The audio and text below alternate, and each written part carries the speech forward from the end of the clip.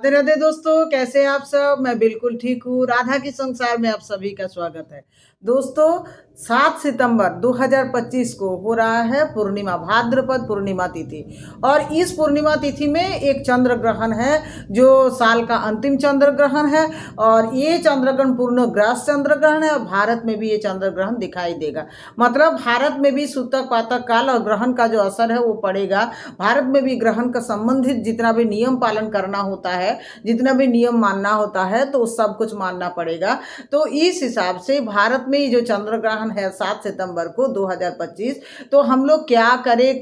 बहुत सारा प्रश्न सब में आ रहा है कि लड्डू गोपाल जी जिसके घर में सेवा करते हैं तो रात को सेवा कैसे करें, कि कुछ समय तो ग्रहण रहेगा, सूतक कल लग जाएगा, पूजा कैसे करें, पूर्णिमा का पूजा कैसे करें, चंद्रदेव को अर्घ प्रदान कैसे करें, चंद्रदेव को जो हर पूर्णिमा में खीर का भोग लगाते हैं तो क्या चंद्रदेव को खीर का भोग उस दिन भी लगाए, क्या करें क्या ना करें। बहुत सारा कंफ्यूजन सभी भक्त मंडली में है। तो इसीलिए आज मेरा ये वीडियो है कि ऐसे हम लाइव जो 2-3 दिन से लाइव कर रहे हैं उसमें चंद्र ग्रहण के विषय में बहुत कुछ हम बोले हैं। आप लोग अगर लाइव ज्वाइन किए होंगे तो सुने होंगे। लेकिन आज जो मेरा वीडियो है, वीडियो बहुत जरूरी था कि चंद्र ग्रहण जो है कल 7 सितंबर को, तो हम लोग कैसे चंद्र ग्रहण का नियम करेंगे, कैसे पूजा करेंगे, लड्डू गोपाल जी का सेवा कैसे करेंगे, क्या कब का आप लोगों को खाना खाना होगा, सूतक काल कब से शुरू हो रहा है, सब कुछ के विषय में ये जानकारी है।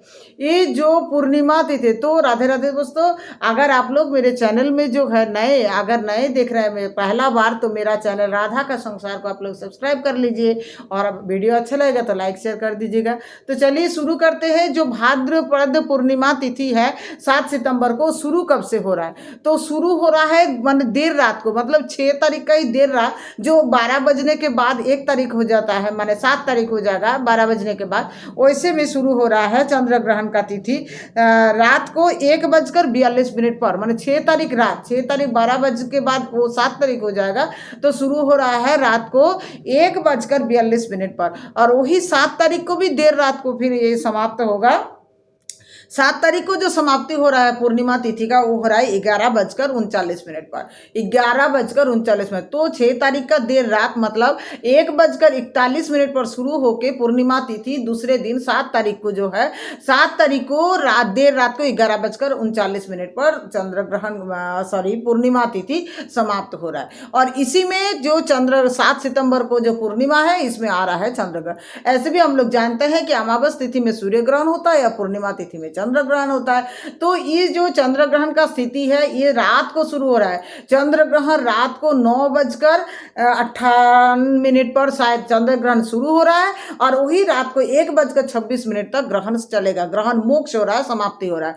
तो 9:58 पर जब चंद्र ग्रहण शुरू होगा तो उसका 9 घंटा पहले से सूतक माना जाता है। तो उस हिसाब से 12:58 तक सूतक शुरू हो जाएगा। दोपहर 12:58 तक सूतक शुरू हो जाएगा। तो फिर जो लोग पूर्णिमा को चंद्र ग्रहण पूर्णिमा को व्रत करते हैं, नारायण जी का कथा कहते हैं, घर में ठाकुर जी का सेवा रखे हैं, वो लोग दिन भर का सेवा कैसे करें, इसी के विषय में बहुत सारा कॉन्फ्यूजन। सुबह से बहुत सारा फोन आया कि क्या नियम करें, कैसे पूजा करें, कैसे भोग लगाए। तो हमको नहीं हो पा रहा था कि हम वीडियो बनाए, तो आज हम बोले कि नहीं, वीडियो पहले बनाना जरूरी है। तो आप लोग प्लीज देखते रहिए, सुनते रहिए। तो ये जो है पूर्णिमा तिथि शुरू हो रहा है, तो पूर्णिमा का अगर आपको सत्यनारायण का कथा कहना है, घर में पूर्णिमा का पूजन करना है, कलश बैठा के आप अगर पूजन करते हैं तो क्या करेंगे। तो सुबह से जैसे ही जान रहे हैं कि 6 तारीख का रात को देर रात को 1:41 पर पूर्णिमा शुरू हो रहा है, तो आपको उदया तिथि 7 तारीख को मिल जा रहा है सुबह में। उदया तिथि अनुसार सुबह 7 बजे से लेकर के 12 साढ़े 12 बजे तक जो है, 12:58 में सूतक काल शुरू होगा, मोटो लगभग 1 बजे। तो उससे पहले तक आप घर में जो भी पूजा पाठ नियम करते हैं, प्रसाद पूजा कीर्तन जो भी आप कराते हैं पूर्णिमा का, वो नियम जो है आपको कर लेना है। आपको जो उपवास भी रहना है, तो उपवास का पारण भी आपको 12:58 से पहले आपको प्रसाद ग्रहण करके पारण कर लेना है, पूर्णिमा व्रत अगर आप करते हैं। क्योंकि सूतक काल में कोई भी व्रत ऐसे नहीं किया जाता। सूतक काल ग्रहण का व्रत अलग होता है, वो ग्रहण में कुछ खाया नहीं जाता। तो दोपहर 12:58 से पहले आप जो है प्रसाद ग्रहण कर लीजिए, या घर में साधारण खाना भी आप खाते हैं तो वो आप ग्रहण कर लीजिए। क्योंकि सूतक काल में कोई भी भी खाद्य पदार्थ ग्रहण करना नहीं चाहिए, नहीं चाहिए खाद्य पदार्थ ग्रहण करना। और आपको अगर कुछ बना के रख ले हैं, बना के रह गया है, तो उसमें आप पूसा या काला तिल या तुलसी पत्ता रख के उसको अच्छा से ढक के रखिए, तो आप ये चीज़ बाद में अशुद्ध नहीं माना जाता और उसको ग्रहण कर सकते हैं। अगर आपके घर में लड्डू गोपाल जी का सेवा है, तो सेवा में फिर आप रात शाम का सेवा कैसे करेंगे? क्या शाम को दीपक जलाना चाहिए? नहीं।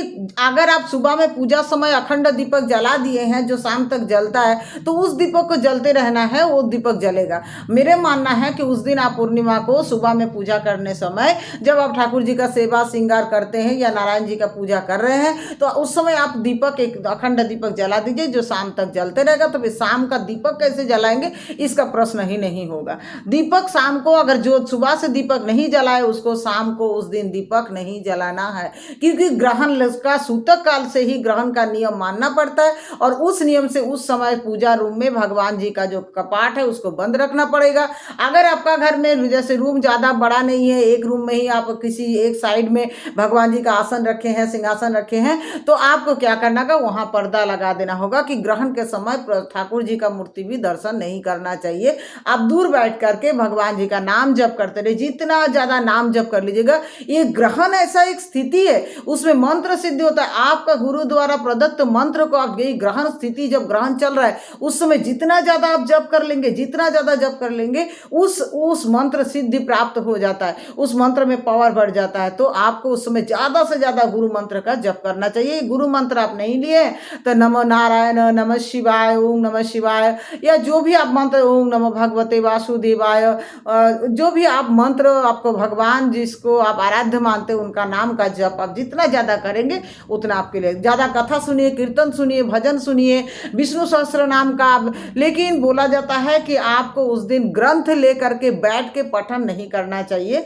तो ग्रंथ लेकर के पठन मत कीजिए, चाहे आप मोबाइल लेकर के नाम विष्णु सहस्त्र नाम चला के रखिए, या जो भी राधा सहस्त्र नाम चला के रखिए। नाम जप का जो भी है, राधा राधा राधा राधा राधा ऐसा भी नाम जप आता है, तो वो चला के रखिए, खुद भी करते रहिए घर में। लेकिन ग्रंथ लेकर के बैठ के नहीं कर। आप चाहे तो जितना बार हो सकता है माला जप ज़्यादा से ज़्यादा कीजिए, और जो अपने सांसों की माला से जप करते वो अपने सांसों के माला से भगवान का नाम जप कर सकते हैं। जितना ज़्यादा नाम जप करेंगे। लेकिन आपको पूजा रूम का दरवाज़ा बंद रखना है, पूजा रूम का पट बंद रखना है। आपका एक रूम भी है तो भी भगवान को पर्दा लगा के रखना है, उस समय भगवान जी का दर्शन भी नहीं करना है।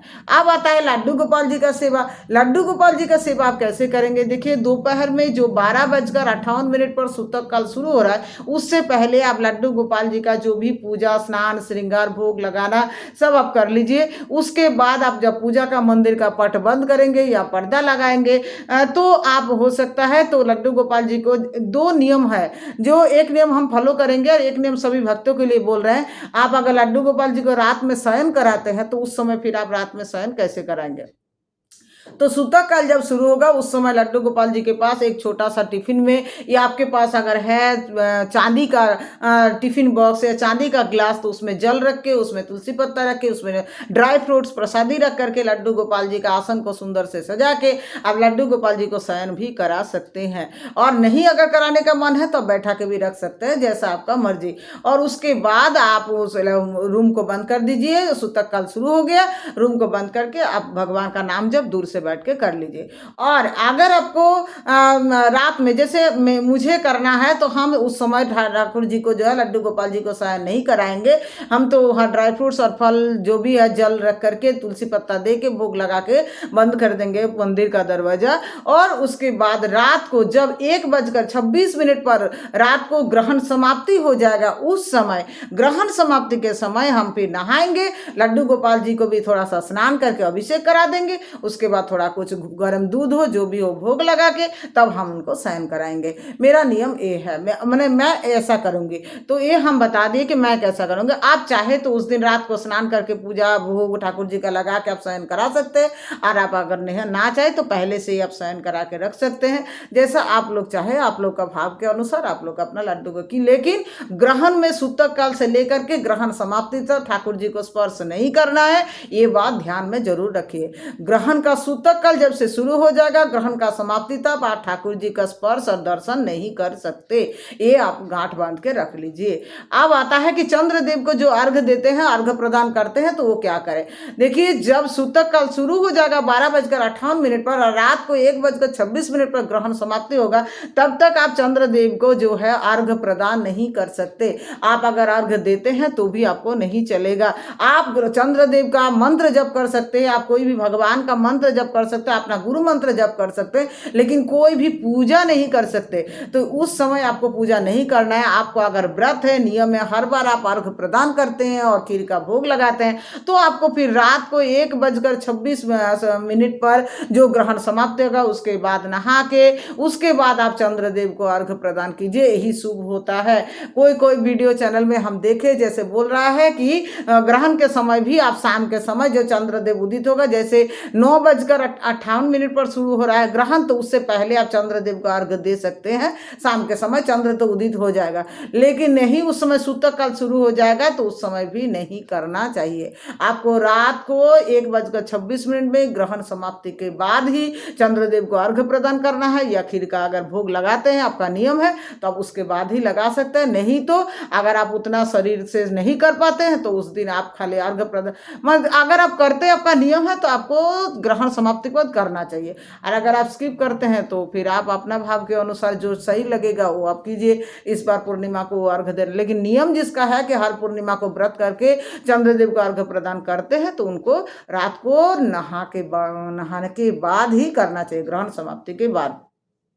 तो ये था ग्रहण विषय में कुछ नियम, जो ग्रहण के समय आपको कोई भी खाद्य पदार्थ ग्रहण नहीं करना। अभी बहुत कोई भाई लोग हैं जो ड्यूटी से शाम को घर आएंगे तो क्या वो खाद्य पदार्थ ग्रहण नहीं करेंगे, वो खाना नहीं खाएंगे। देखिए, नियम तो है खाना नहीं खाना, आगे आपका मर्जी। नियम तो है कि सूतक से लेकर के जब तक ग्रहण समाप्ति नहीं होता तब तक आपको खाना नहीं खाना है। ग्रहण के समय आपको लैट्रिन बाथरूम नहीं जाना होता है। तो अगर आप नहीं मान सकते, सूतक का 9 घंटा समय इतना नहीं मान सकते, तो कम से कम जब से ग्रहण शुरू हो रहा है, एकदम शुरुआत जो हो रहा है 9:58 पर, अब से लेके 1:26 तक, उतना समय तक तो आपको लैट्रिन बाथरूम नहीं जाना है। उतना समय तक तो आपको खाद्य पदार्थ कोई भी ग्रहण नहीं करना है। मेरा मानिए तो सूतक काल से ही लेकर के जब तक ग्रहण समाप्ति नहीं होता है नहीं करना है। लेकिन आप अगर नहीं रह सकते, आपका प्रॉब्लम है, आप सुबह से शाम तक ड्यूटी करके घर आएंगे तो आपको खाना जरूरी होगा, आपको भूख लगेगा, तो आप अपना ग्रहण कर सकते हैं। जो भी है बने, हम परमिशन नहीं दे रहे हैं, मतलब आप अपना हिसाब से देख लीजिए कि आपको क्या सुविधा होगा, उस हिसाब से आप करिए। तो राधे राधे दोस्तों, मेरा जो ये ग्रहण विषय में वीडियो था, पूर्णिमा व्रत कैसे करेंगे, घर में ठाकुर जी का सेवा कैसे करेंगे, सब विषय में जो भी थोड़ा कंफ्यूजन सब में आ रहा है वो हम दूर करने का कोशिश किए। तो आप लोग से विनती है, मेरा चैनल राधा का संसार को आप लोग सब्सक्राइब कर लीजिए और ज़्यादा से ज़्यादा लाइक कर दीजिए। राधे राधे, हरे कृष्ण, जय श्री कृष्ण। खुश रहिए, प्रसन्न रहिए, आनंदित रहिए, झूम के बोलिए राधे राधे।